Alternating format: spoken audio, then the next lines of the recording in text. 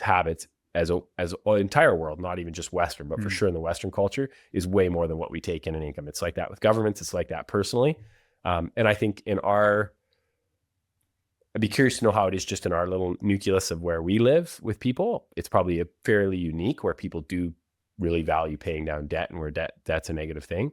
But the problem is that either I would say newer generations aren't like that as much. They're not like that. No, and I think there again, I'm not qualified to comment, but it does feel like younger or people that I see outside of our circles or even in our circles, they value experiences more than financial stability to some experience, or their family more, or their family. I'm just saying, if I look at on the negative side, where it's like people just do crazy experiences, and I'm like, hey, that is really expensive. Like, we are not doing that. Yeah. Saw somebody post yesterday, they had gone to Italy. I'm like, cool. I would like to go to Italy. Now I'm buying equipment from Europe. Like, I feel like I'm due for a trip to Germany, but like, it's expensive to go to Europe, right? So it's whatever. It's a choice thing, right? We all spend our money in that's what you value. Different ways. That's what you value. Interesting. Do you think that's the case, where there's going to be this huge flux of cash coming from boomers passing away? I just know so little about that. Okay. Like, I mean, the money's obviously going to go somewhere. So here, I'll give you an example, and this will all be history, I think, by the time this comes out. But like, there's a property right now in Rosedale, just like a little pretty desirable area where we live, and where I grew up. And it's just shy of an acre. It's got a 1912 house on it. It's an elderly lady's living in there. Yeah. They posted it for sale last week. It's 0.8 of an acre with basically a tear down house. They listed it for $880,000. And there was probably 50 to 100 people that walked through it on Saturday. They had 1 hour open house. And today, we're recording on Tuesday. This podcast will come out next week, Wednesday. So we can give an update in a week or two. But like, there will be multiple offers on this property, right?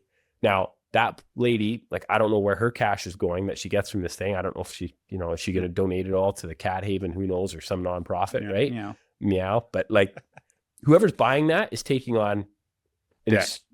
Yeah, they are. Like, I mean, even if they have all that money in cash. I guess for every house sold, that house is going to get bought by somebody. That's probably borrowing more money, right? Yeah. So like, I just view it like it's a transfer, and it's one person's taking on the leverage. And if I look at it even in my hip family with like my wife's extended family, where like, hey, they had this farm, they collected the cash, that cash is getting divvied up to their extended family. And me and my wife have just borrowed money to slowly buy assets, right? So there's you put some notes here in the show notes for banks getting a lot tighter on lending. Super interesting stuff happening. Yeah, so banks are taking away HELOCs. Yeah, so some people won't know what that term is, and it's a negative thing. I would not get a HELOC. Same with credit card limits and all on-demand loans. Yeah, so like, there's a certain type of debt where if you had a regular mortgage, you owed $300,000 on your house, you would slowly pay down your $300,000. That's your mortgage.